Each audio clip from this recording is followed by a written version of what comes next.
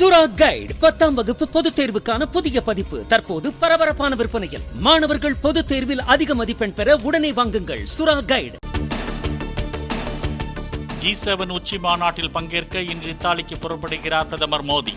3வது முறையாக பிரதமராக பதவியேற்ற நிலையில் முதல் வெளிநாட்டு பயணம். உக்ரைன் போர், சூழலியல் மாற்றம், செயற்கை நுண்ணறிவு உள்ளிட்ட பிரச்சினைகள் குறித்து G7 மாநாட்டில் ஆலோசிக்க திட்டம். மாநாட்டில் பங்கேற்கும் உலக தலைவர்களுடன் முக்கிய பிரச்சினைகள் குறித்து பிரதமர் ஆலோசனை நடத்த வாய்ப்பு. தெற்கு குவைத்தில் மங்காஃப் பகுதியில் 7 மாடி கட்டிடத்தில் ஏற்பட்ட தீ விபத்தில் 40 இந்தியர்கள் உயிரிழப்பு. தீ விபத்தில் பலியானோர் மொத்த எண்ணிக்கை 49ஆக உயர்ந்துவிட்டதாக இந்திய தூதரகம் தகவல். குவைத் வெளியுறவு அமைச்சருடன் மத்திய அமைச்சர் ஜெய்சங்கர் தொலைபேசியில் பேச்சு. தீ விபத்து குறித்து முழு விசாரணை நடத்தி தவறு செய்தவர்கள் தண்டிக்கப்பட வேண்டும் என வலியுறுத்தல். தீ விபத்தில் உயிரிழந்தவர்களின் உடல்களை கொண்டுவர குவைத் செல்லும் இந்திய விமானப்படை விமானம். எரிந்த நிலையில் மீட்கப்பட்ட உடல்களை அடையாளம் காண DNA பரிசோதனை நடத்தப்படுவதாகவும் மத்திய இணையமைச்சர் தகவல். குவைத் நாட்டில் ஏற்பட்ட தீ விபத்தில் ராமநாதபுரத்தைச் சேர்ந்த ஒருவர் உயிரிழந்ததாக தகவல். சூப்பர் மார்க்கெட்டில் வேலை பார்த்து வந்த ராமு என்பவர் தீ விபத்தில் சிக்கி மூச்சு திணறல் ஏற்பட்டு உயிரிழந்ததாக சக தொழிலாளர்கள் குடும்பத்திற்கு தகவல். கடலூர் மாவட்டம் முட்டம் கிராமத்தைச் சேர்ந்த சின்னதுரை என்பவர் குவைத் தீ விபத்தில் சிக்கி உயிரிழந்ததாக தகவல். சின்னதுரை வேலை செய்யும் நிறுவனத்தில் இருந்தோ குவைத் தூதரகத்தில் இருந்தோ எதுவும் தெரிவிக்கப்படவில்லை என குடும்பத்தினர் கவலை.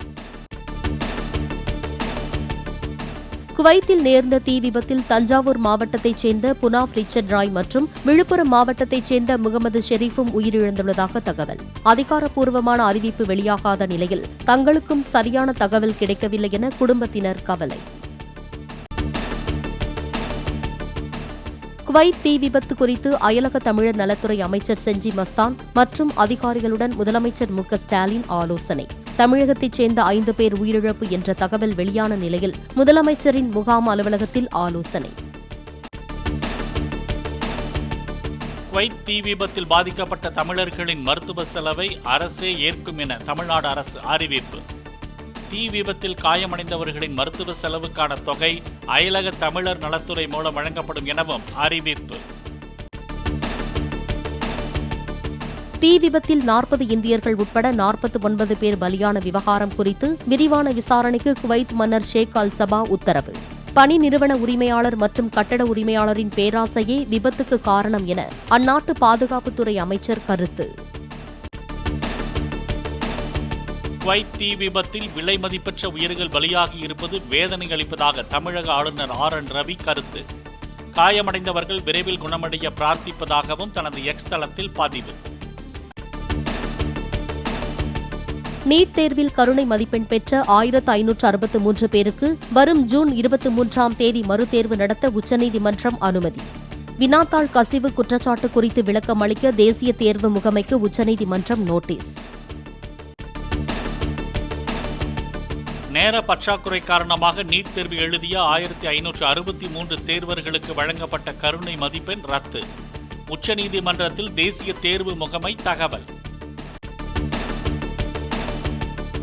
அருணாச்சல பிரதேச மாநில முதலமைச்சராக பேமா காண்டு பதவியேற்பு.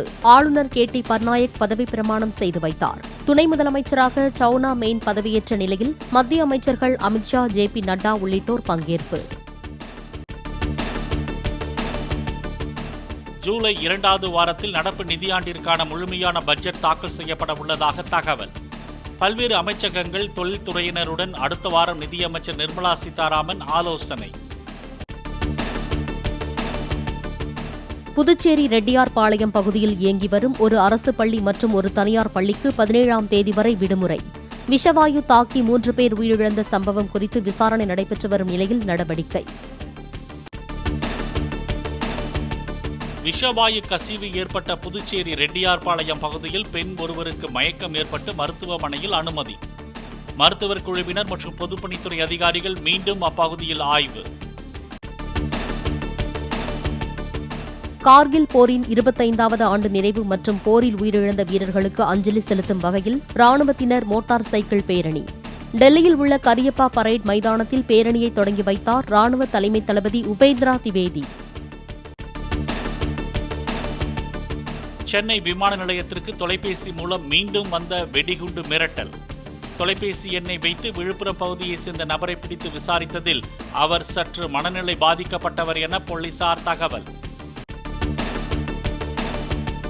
கோவையில் 95% பணிகள் முடிந்து மின்விளக்குகள் பொருத்தப்பட்டு ரம்யமாக காட்சியளிக்கும் உக்கடம் ஆத்துப்பாலம் இடையே கட்டப்பட்டு வரும் புதிய மேம்பாலம். அனைத்து பணிகளும் விரைவில் முடிக்கப்பட்டு மக்கள் பயன்பாட்டுக்கு மேம்பாலம் திறக்கப்படும் என அதிகாரிகள் தகவல்.